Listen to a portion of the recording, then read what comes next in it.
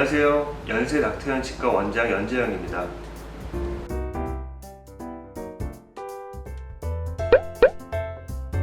치석 제거술이라는 치료 방법을 얘기했을 때 스케일링이라고 하는데요.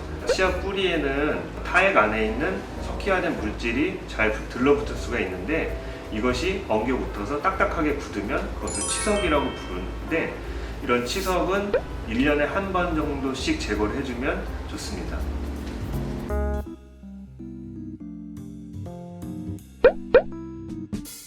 치석이 쌓이게 되면 치석 표면이 거칠기 때문에 음식물 찌꺼기가 더 잘 달라붙고요. 세균이 왕성하게 번식을 하게 돼서 충치도 잘 생기고 잇몸 질환이 급속히 진행이 될 수가 있습니다.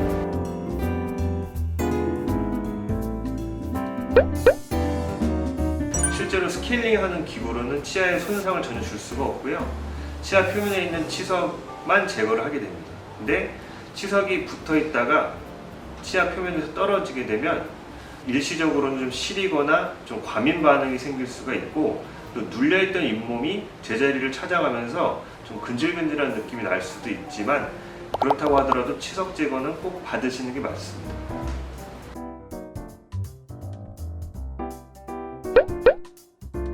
스케일링 이후에 치아랑 치아 사이에 발생한 공간이 있거든요. 그 공간에 잇몸이 다시 차오르는 경우가 대부분인데 잇몸이 과도하게 내려갔다든지 아니면 잇몸 질환이 일정 부분 진행이 되면 더 이상 잇몸이 자라 들어오지 못하고 치아랑 치아 사이에 까만색 삼각형 같은 게 보이는데 이것을 검은 삼각형이라고 해서 블랙 트라이앵글이라고 부르는 경우가 있습니다. 수술적인 방법으로 해결하기는 굉장히 어렵고요.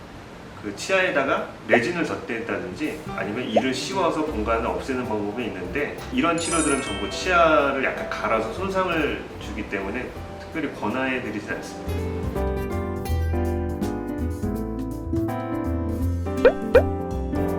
스케일링 이후에 특정 잇몸 부위에서 계속 피가 나는 건 남아있는 치석이 잇몸 깊숙하게 박혀있는 경우가 대부분이거든요. 그런 경우에는 일반적인 스케일링 이후에 잇몸 치료를 한번 받으셔야 됩니다. 그 외에 스케일링을 받았는데 전체적으로 잇몸에서 피가 계속 나는 경우에는 다른 전신 질환이 있을 수가 있기 때문에 필요하면 다른 치료를 받으셔야 되실 수도 있습니다.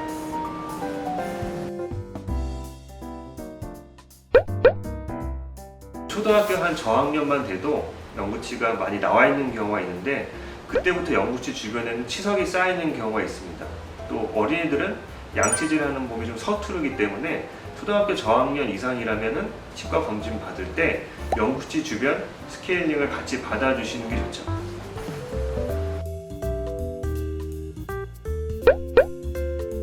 스케일링 직후에는 치아 표면이 굉장히 예민해져 있고 또 잇몸 주변에 눌려있던 조직들이 원상복귀가 되는데 시간이 한 1주에서 2주 정도 걸리기 때문에 그 기간 동안은 너무 자극적인 음식, 너무 딱딱한 음식은 조심하시는 게 좋고요.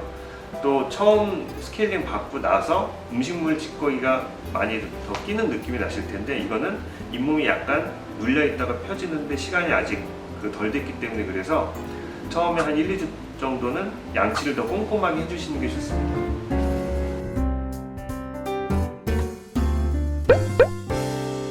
치아에 붙어있는 치석은 그 전문 기구를 통해서만 제거가 가능하기 때문에 아마 자가에서 할 수 있는 기구로는 제거가 거의 어려우실 겁니다.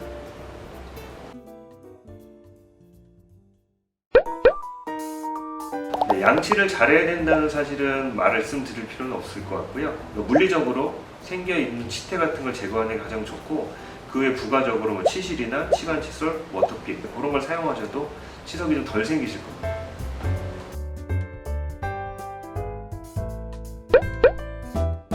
치아 교정 중이신 분들은 장치가 많이 들어가기 때문에 치석이 훨씬 더 빠르게 잘 생기기 때문에 교정 치료 오실 때마다 스케일링을 꼭 받으셔야 됩니다. 네, 스케일링은 잇몸 관리, 그다음에 충치 관리의 가장 기본이 되는 치료이기 때문에 더 깊은 질환으로 진행이 되기 전에 예방하는 측면이 좀 있거든요. 그렇기 때문에 꼭 바쁘시더라도 1년에 한 번씩은 가까운 치과에서 스케일링 꼭 받으시길 바랍니다.